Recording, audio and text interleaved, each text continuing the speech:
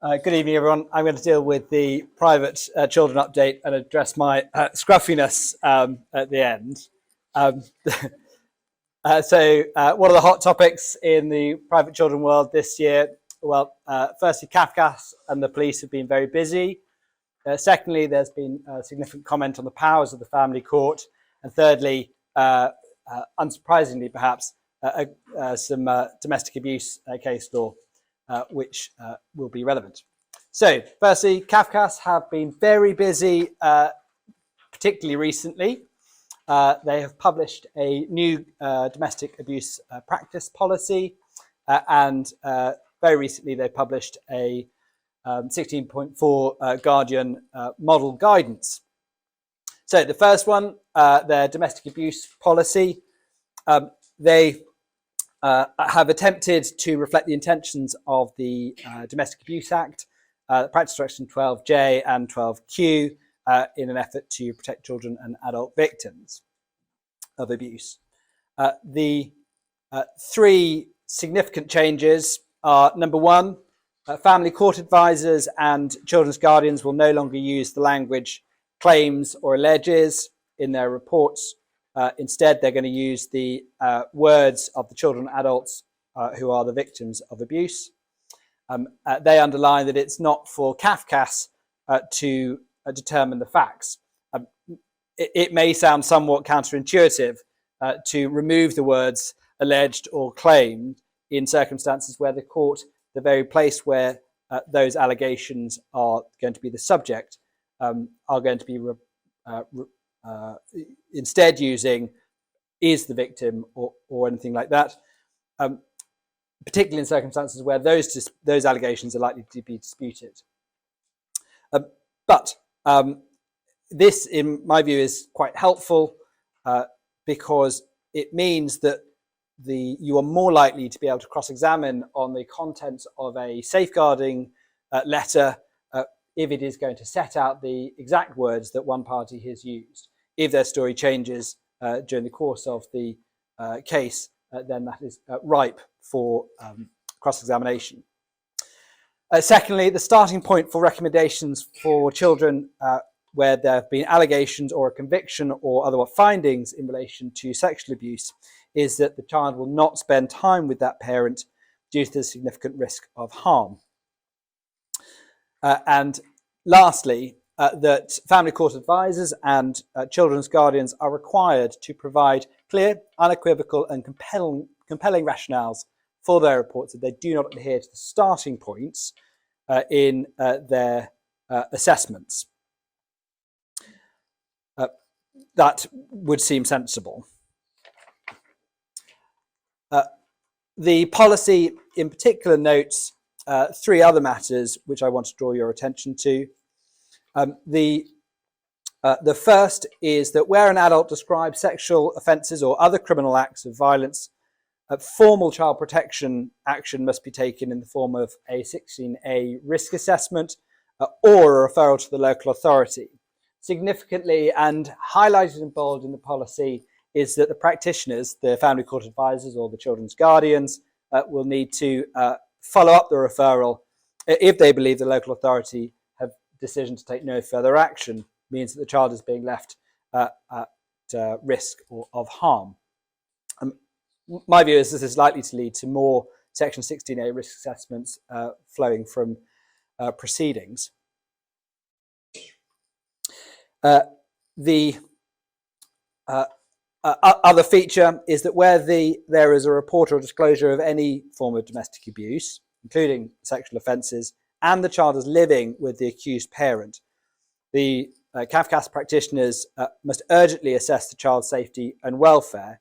And then the starting point is that in those circumstances, there needs to be a discussion with their manager in consideration of what actions are required to safeguard the child, which will include whether there should be any recommendations as to the change of the current living arrangement. My view is that is likely to lead to more interim applications for change of residence in light of any safeguarding risk assessment that Cafcass may produce. But we shall see. The Significantly, practitioners must now never recommend parental supervision and of spending time with arrangements when the proposed supervisor parent has disclosed domestic abuse by the other parent. This applies even when that parent is offering it. Common sense says you don't put your client back in the position of risk that they have escaped from in domestic abuse circumstances. But in this case, the never recommend is significant. And for practitioners, solicitors or counsel whose clients are living in a refuge, practitioners have been directed that they must not support or recommend any contact, direct or otherwise, or spending time with the arrangements where the resident parent and the child are currently living in a refuge. Where contact has not been suspended in those circumstances, where contact is taking place and has not been suspended, a referral should be made to the children's social care together with a risk assessment, which should recommend suspension of any interim contact arrangements whilst a full assessment is taking place. My view is that's likely to lead to longer term frustration of contact arrangements where a refuge is based. If CAFCASS are not supporting any interim arrangements, it would seem that only the conclusion of proceedings or an application for contested interim arrangements are likely to suffice. You will, in any event, have to overcome the confidentiality of the refuge address, which this policy is intended to mitigate against. So next is the section 16.4 Guardian. A review of section 16.4 work identified a absence of structure and timetabling. This new policy has been drawn from aspects of CAFCASS Positive Co-Parenting Programme and is intended to provide a clearer structure and shorter time frames which have been agreed with the court. There are three distinct features of it. One, the defined early timetabling, structured planning, and a selection menu of options, including restorative and relational methods to achieve a quicker resolution for children. The timetable, I can't read it that small, I'm sorry about that, but it has week 1 and 2, the screening, arranging an introductory meeting with the child, and very little there, hypothesizing and an initial formulation and an initial planning. Week 2 to 3 is the schedule of joint section 16.4 planning meetings with the adult parties, which you will need to prepare your clients for, and consideration of the most appropriate time to complete more in-depth direct work with the child, and then update assessments and children plans. Week 4 and 8, the orange one, complete planning meeting with adult parties, initial inquiries and any relevant consultation, and significantly meeting with the child.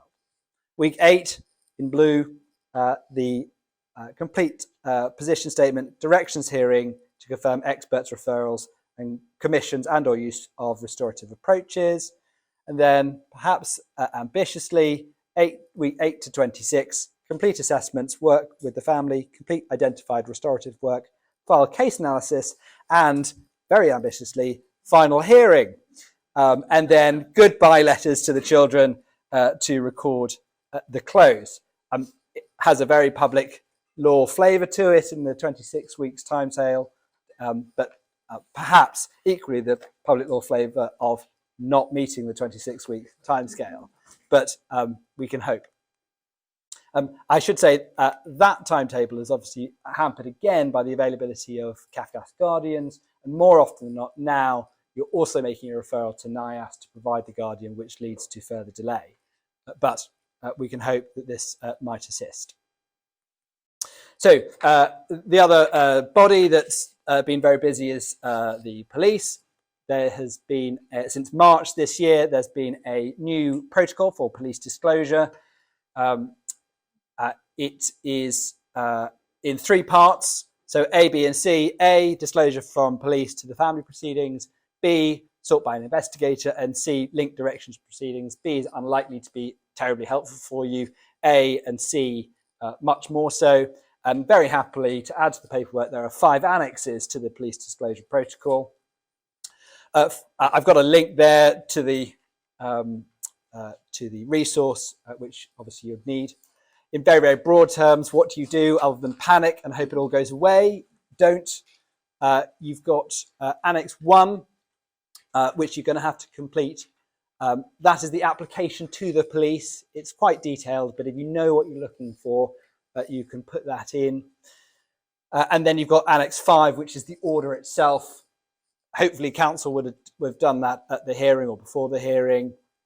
But that's relatively straightforward. But Annex 1 and Annex 5 are made much easier if you know what you're looking for. And in this case, you are particularly looking for case reference numbers, particular incidences and years. And very much gone are the days of saying, can I just have everything you've possibly got from day dot to date, the date of the hearing? If you don't provide those, the police will say, go away, politely, I'm sure, and then you'll have to simply redo it. And then litigants in person, if they are looking for it, they are directed to Annex 2, the guidance in Annex 2, which is quite helpful. So, on to a bit more of substance, the powers of the court and the responsibilities of the court. Alice Spider-Man, with great power comes great responsibility. Re K, this was a decision of the president. It arose in a case relating to 2 children, B and A. There was a fact-finder judgment in August 22, and the court made findings. The local authority were directed under a Section 37 order and issued proceedings, and interim care orders were made. Ahead of the final hearing, the mother made a formal application for an injunction, which asked the father to provide the local authority with details of his Apple ID and password, and thereafter to provide all cooperation necessary to effect the transfer of the parental controls from B and A's Apple ID accounts to the local authority. By the time of the appeal, it was understood that all that took was an email. That's it. Father ostensibly said he didn't object to it, but hadn't done it. So read into that what you will. In any event, the circuit judge declined to make the order for want of jurisdiction. The order was appealed. Significantly, the circuit judge's decision flew in the face of all 5 councils' assertion that that she had the power to make that decision, or the court had the power to make the decision, save for the father, whose position was a bit nuanced, who said, the court can, you can't, for want of your seniority. In any event, the circuit judge also said that she couldn't make an order against Apple. The appeal court said she wasn't doing that. The circuit judge also said that the family court's jurisdiction was multi-jurisdictional. The appeal court said it isn't. It's a matter of statute. So she was roundly rejected. But there we are. The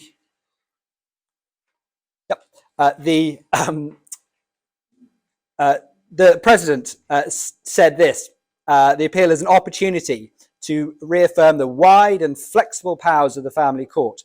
Where proceedings have been properly issued, the judge or magistrates to whom the case has been allocated may make incidental and supplemental orders of a kind that could be made under the inherent powers of the High Court, where the purpose of such orders is to give effect to their substantive decision.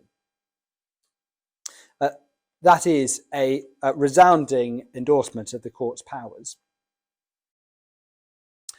It reflects Section 31E of the Matrimonial Proceedings Act, that says in proceedings in the family court, the court may make an order which could be made in the High Court if the proceedings were in the High Court. The President asked itself, any judge needs to ask itself these 4 questions. Are these properly issued family proceedings, rather than, say, a civil case? Is the order sought one which is incidental or supplemental to the substantive orders? Is the remedy one that is reserved to a higher level of judge by the schedule to the rules or to the 2014 guidance? And is the application of one of the reserved, is the application one that is reserved to the High Court by the rules or by the 2018 guidance? And at this stage, you will be very pleased to know that all of that guidance is recited in the judgment, so you don't have to go looking for it. And obviously, I could recite it, but I shan't for want of time. At paragraph 37 of the judgment, the President said this: "The conclusion to be drawn is that judges of the family court should not be deterred from making incidental or supplemental orders that are beneficial and fair. They should approach the matter on the basis that they have the power to make such orders, unless it's shown by reference to the rules and guidance that they do not. In this way, effective orders can be made in appropriate cases. Delay and expense and duplication of the effort can be minimized." This is a very helpful recitation that if you're asking the court to make a somewhat more unusual order, that you can rely on. It's also said that for completeness, it is open, while it is open to the judges and magistrates to transfer a specific case to a higher level within the family court, where there is a pressing need to do so. But before taking such a step, due consideration should be given to any delay and expense that may be caused by the transfer. So have that in your pocket if you need it. But with great power comes great responsibility. And the case of Re T&O is one such case. This is a decision that followed a application in October 2021 that came before Recorder Roach KC, who conducted a fact-finding. 21 allegations were were brought by the applicant. They were of serious emotional, psychological, and physical abuse. They included threats of rape, as well as findings of coercive control. A Section 7 addendum report was filed, and which expressed concerns about psychological functioning and capacity. And in the interim, and pending any report, supervised rather than supported contact was directed. A psychologist was instructed and the children were joined. At the final hearing in January 23, the recorder decided that contact should remain monthly. And he said this, which many people may have heard before, that I hope that these arrangements can be varied in the future. In order for that to happen, the respondent needs to change substantially, and it is very likely that he will need professional help to do so. I urge the respondent to seek counselling and therapy in order to develop his understanding of what went wrong in the relationship with the applicant and in these proceedings. For such counselling therapy to be effective, it must be a sound basis, and the respondent will be permitted to show any therapist the findings in these judgments. A subsequent application to vary was summarily dismissed, and it's recorded on the face of that order what the respondent or father needed to do, and it was a reasonably long list. He needed to change his whole mindset and accept the findings. The current criminal proceedings needed to have concluded. He needed to demonstrate real change rather than a tick box fashion. And then the court made a Section 9114 order for 4 years. Notwithstanding that, the father then made a further application. And from the documents that he then filed, he submitted evidence that he had engaged in positive contact center contact. He had engaged an independent social worker with observations of that contact. He had evidence of concluding a community domestic abuse program. He'd undertaken 17 sessions with a psychologist specialising in fact-finding systems, and he had an open letter from Synergy counselling written by a psychotherapist about his work he had undertaken. So fair to say he had made significant efforts. The mother's case was that whilst she accepted he had attended all those things, she did not accept that he had gained any insight.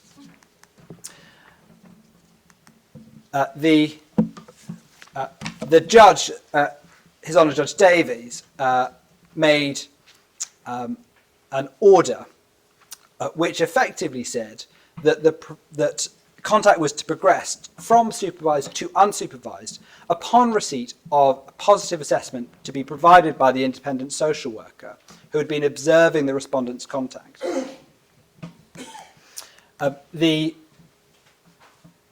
That decision was appealed.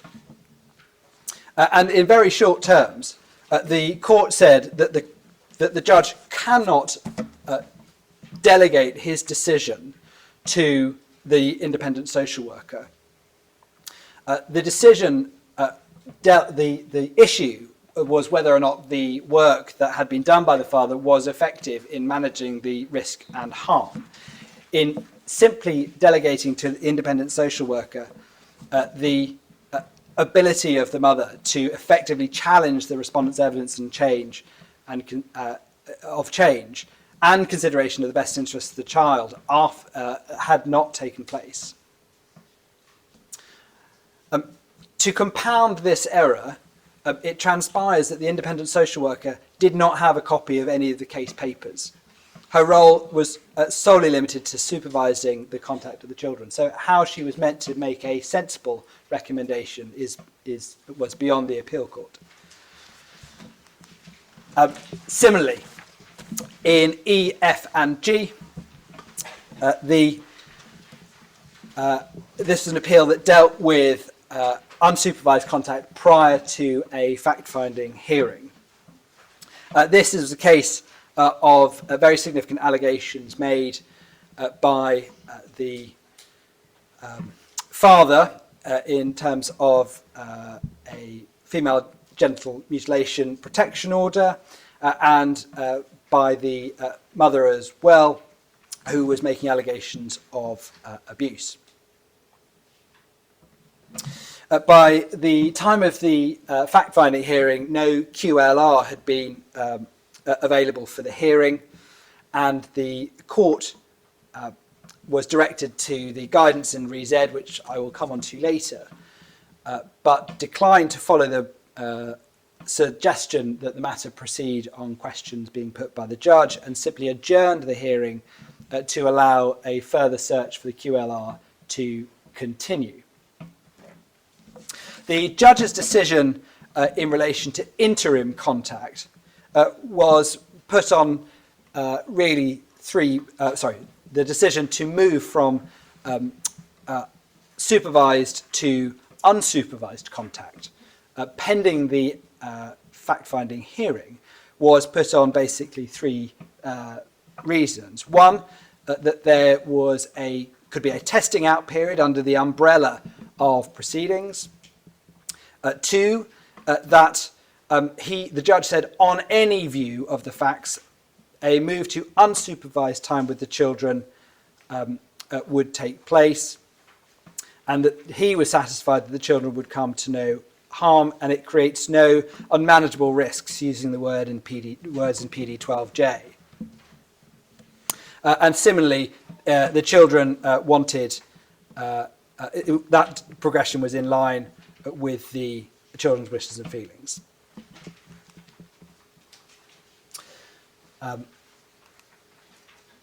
So, unsurprisingly, the mother appealed. The appeal court rejected the judge's conclusions.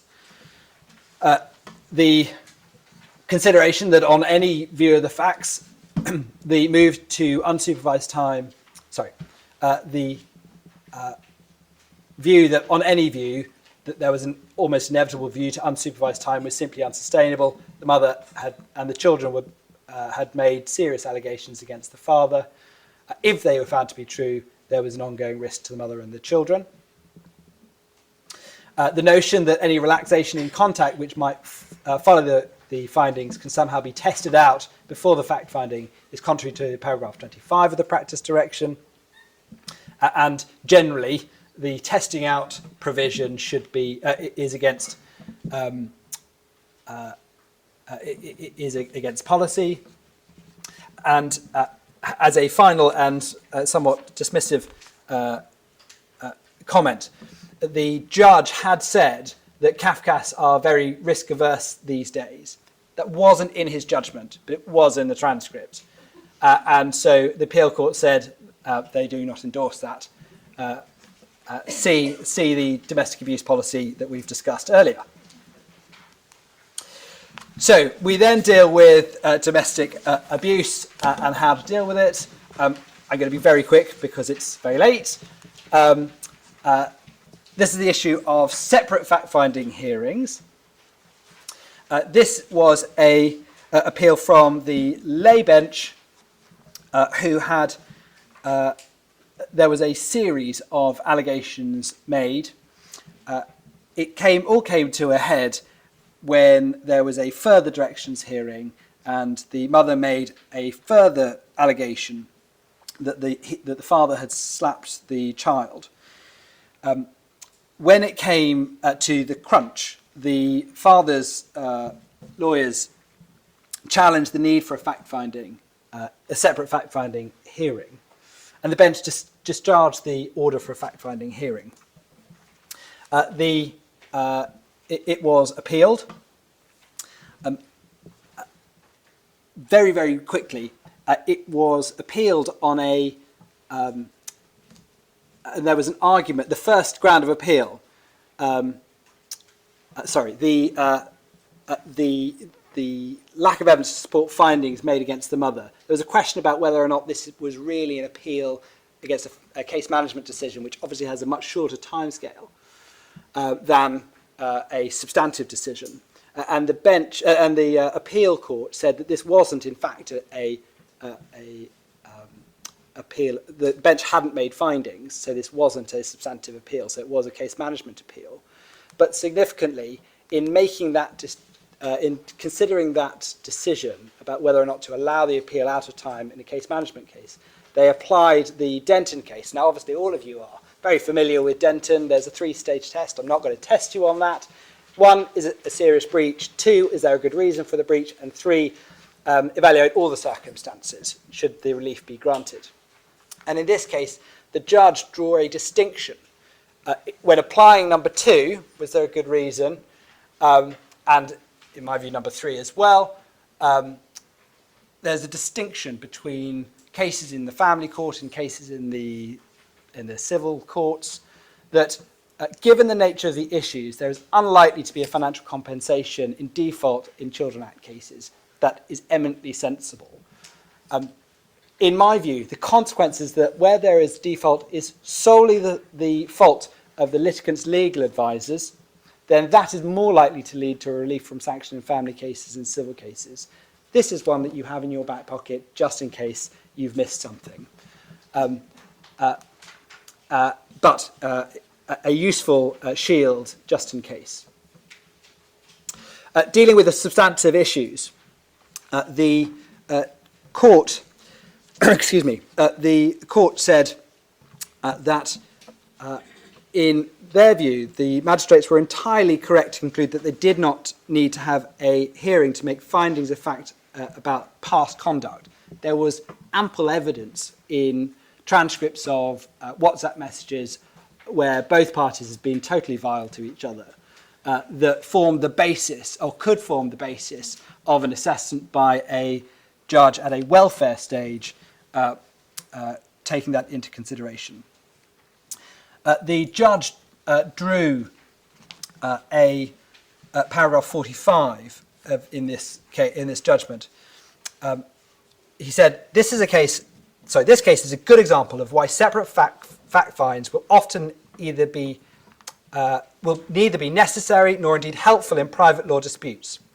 there is a strong overlap here between the facts and the welfare analysis of what is in the children's best interest. The holding of separate fact-finding hearings and the concept of findings being binary emerged from public law cases. In public law cases, there needs to be a threshold that needs to be crossed. However, in private law, there is no threshold findings. It may well be that the issues of factual matrix and welfare interests are closely bound up and best considered together. He goes on to say, in many private law cases with allegations of abuse, where the court is focused on the relevance of such allegations to the best interest of the children, it is much less clear that separate fact findings from welfare is a helpful way to proceed.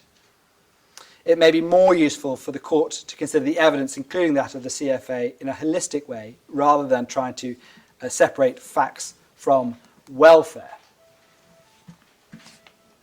So it compounds the authorities in Re K about whether a fact-finding is necessary and proportionate.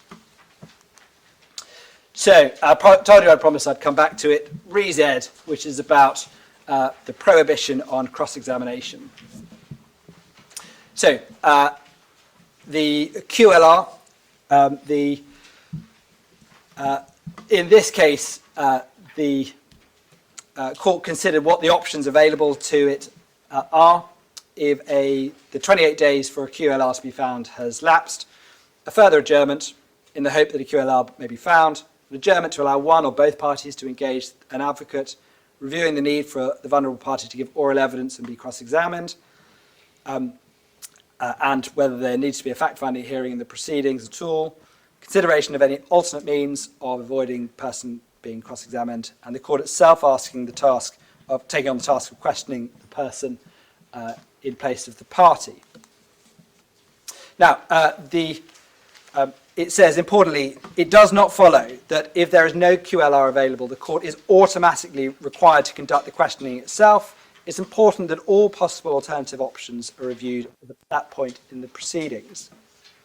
The court notes the Practice Direction 3AB says that a satisfactory alternative to cross-examination in person does not include the court itself conducting the cross-examination on behalf of the party. The President then endorsed the approach of Hayden J. in PS and PB. So the ground rules hearing is always necessary.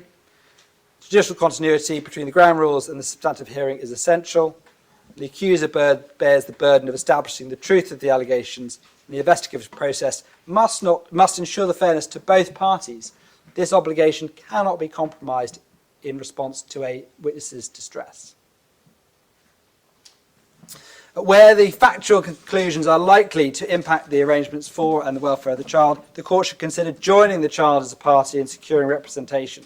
The children's advocate may be best placed to undertake cross-examination, although that's obviously going to lead to significant delay, particularly if you're only considering this at the PTR stage or a GRH stage, which would normally be on the cusp of a fact-finding hearing.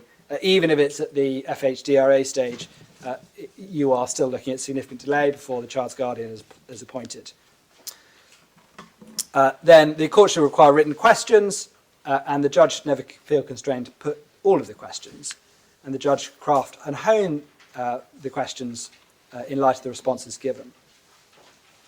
The President then gave some practical guidance when a QLR is appointed or preparing questions itself. So it should be generally acceptable for the QLRs to attend remotely if that's the only option. The default position would be the full hearing, in a full hearing for the QLR to be at court.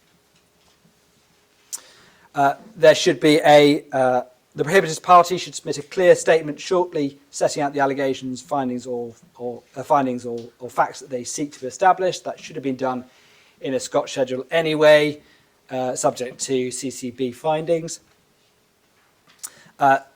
The prohibited party should be required to file a written list of the questions that they wish to ask. They are not to be sent sensibly to the witness or to the other parties. And the process should not prevent the prohibited party from identifying additional questions that may arise during the hearing. You may want, as counsel or solicitor, to remind the judge of that at the conclusion of the questioning to avoid something being appealed. Now, the scruffiness. Members of Chambers, these handsome devils here are growing some beautiful facial hair for Movember. Who laughed? The vast majority of the money for Movember in the UK goes to prostate cancer, but also goes to suicide prevention and men's mental health. We are hoping that after you've woken up, tomorrow, having visions of these gentlemen's moustaches in your nightmares, you might be tempted to sponsor us. Our target is £1,000 by the end of the month. We're currently at 420. It's day 6, so we really hope you would help us push us over the edge. Thank you very much. There are canapes and drinks at the end. Please ask us questions if you would like to.